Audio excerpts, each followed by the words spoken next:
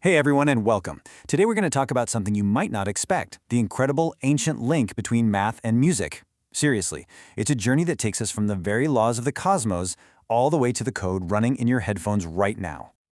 But first, let me start with a quick question for you. Think about this. Can a piece of music be played forwards and then backwards and sound exactly the same? It sounds kind of like a magic trick, right? But it actually hints at this really deep, hidden structure inside the music we listen to. And believe it or not, the answer is a huge yes. And this wasn't an accident. Composers like Joseph Haydn were basically brilliant mathematicians. They weren't just writing nice tunes, they were building these amazing musical puzzles. The technique is called retrograde motion, and it's all about creating a piece of music that's a perfect mirror image of itself. Wild, huh? So, to really get how this all works, we've got to go back. Way back. And our story doesn't start in some grand concert hall. Nope. It starts in ancient Greece, where music wasn't just seen as art, it was straight up considered a science. You see, for thinkers like the Pythagoreans, everything, and I mean everything, was built on numbers. They sorted all of human knowledge into these four core mathematical sciences they called the quadrivium. And get this, the list was arithmetic, geometry, astronomy, and music. That's right, music. They thought it was just as fundamental to understanding the universe as the stars and planets. And this wasn't just some fringe idea. It was incredibly powerful, and it lasted for centuries. You even have the French philosopher Diderot, much later, saying that the real, sublime beauty of music isn't just what you hear. It's the perfect, mathematical order that you can understand behind the notes. So what was this big secret? What did they find? It was shockingly simple. They took a single vibrating string and found that if you divide it using simple, clean, whole number ratios, you get the most beautiful, pleasing sounds, what we call harmony. For instance, a 1:2 ratio, that's a perfect octave. A 2:3 ratio, a perfect fifth. This was mind-blowing for them. It wasn't just random notes. It was proof that the universe's harmony was literally built from simple numbers.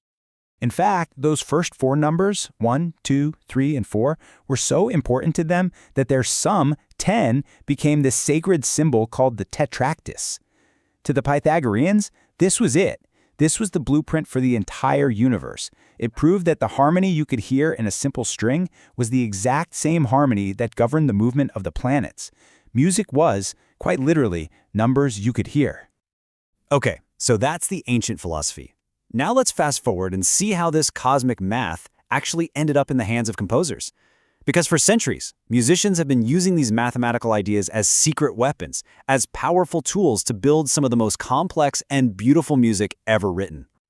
Okay, let's take something simple, like a cannon. You definitely know this. Think row, row, row your boat. It's a round, right? One voice starts, and the next one comes in doing the exact same thing, just a little later. It's a musical echo.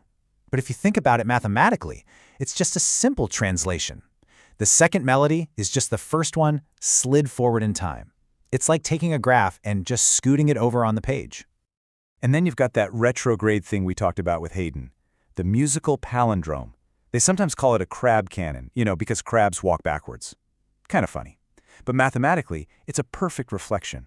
Imagine the melody is a line on a graph. The retrograde version is its perfect mirror image, flipped right over. And of course, you can't talk about this without mentioning the master, J.S. Bach. He took this idea to a whole other level. In his incredible crab canon, he writes just one line of music, but it's played against itself, played backwards. So you have the melody going forwards and the exact same melody going backwards at the same time, and somehow they create this perfect, gorgeous harmony. It is just absolutely breathtaking. Pure mathematical and musical genius. But there's a problem. This beautiful, elegant world of perfect mathematical ratios, it hits a major snag when you try to apply it to real-world instruments. It turns out the universe's perfect math doesn't quite fit on a piano. So here's the issue, in a nutshell. If you start on a note, say a C, and keep stacking those perfect fifths, that pure 3:2 ratio, you'd think that eventually you'd circle all the way back around and land perfectly on another C, just a few octaves higher, right? Well, you don't. The math is just a tiny bit off. You end up with this little leftover gap, this dissonant sound. And that is the heart of the tuning problem that plagued musicians for centuries. So this forced a really big decision. Do you stick with the pure math of Pythagorean tuning, where some musical keys sound absolutely perfect, but others sound, well, just awful? Or do you make a compromise? As you can guess, the world chose the compromise. It's called equal temperament, and it's what we use on pretty much every instrument today. The idea is to divide the octave into 12 perfectly equal steps. Now, the catch is that every interval is just a tiny bit imperfect, but the huge advantage is that you can play in any key and it all sounds pretty darn good. And this wasn't just some abstract debate for philosophers. People were trying to solve this for real. In the 16th century, guys like Gioseffo Zarlino built these unbelievable mechanical contraptions, things like the mezzolabio. These were basically analog computers designed to physically work out the math of these complicated musical ratios. I mean, how cool is that?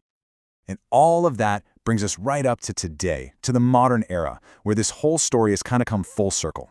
That hidden math the ancient Greeks were so fascinated by, well, now it's the open, explicit language of all digital music. It's completely changing how we create, how we analyze, and even how we think about music. Just think about the traditional way music reaches you. It's like a chain reaction, right? A composer gets an idea. They write it down as a score. A musician reads the score and plays it. The instrument makes a sound, the sound travels through the air, and finally, it hits your ears. Well, today, computers and math can jump in and manipulate every single step of that process. This gives us a musical toolkit that's just completely new. We can sculpt sound waves directly from pure numbers. That's digital synthesis.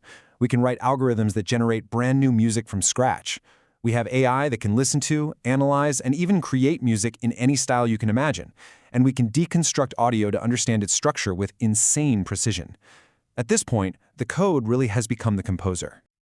And this level of digital control lets us do things that are literally impossible in the real world. For example, the composer Jean-Claude Risset created these wild auditory illusions, like a musical scale that sounds like it's rising forever, without ever stopping. It plays a trick on your brain. By using super precise math to mess with our perception, he showed that music doesn't have to follow the old rules of physics anymore. We're not tied to a vibrating string. So from the harmony of the universe all the way to the code inside a computer, it's clear that math gives us this incredibly powerful way to understand the how of music, the structure, the patterns, all of it. But it leaves us with one last really big question. As our algorithms get better and better at composing, can the numbers ever really explain the why? You know, the emotion, the goosebumps, the human connection that makes music so special. I'll leave you with that to think about. Thanks so much for tuning in.